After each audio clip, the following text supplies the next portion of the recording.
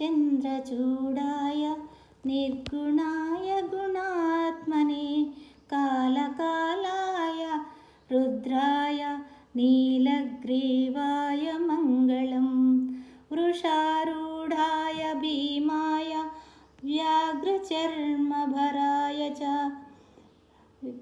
पशूनां पतये तुभ्यं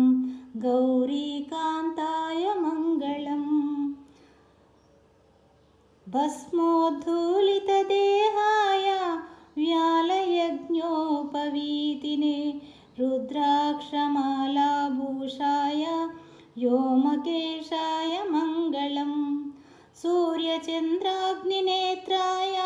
नमः कैलासवासिने सच्चिदानन्दरूपाय प्रमदेशाय मङ्गलं मृत्युञ्जयाय साम्बाय सृष्टिस्थित्यन्तकारिणे त्र्यम्बकाय शान्ताय त्रिलोकेशाय मङ्गलं गङ्गाधराय सोमाय नमो हरिहरात्मने उग्राय त्रिपुरग्नाय वामदेवाय मङ्गलं सद्योजाताय शर्वाय भव्यज्ञानप्रदायिने ईशानाय नमस्तुभ्यं पञ्चवक्त्राय मङ्गलं सदाशिवस्वरूपाय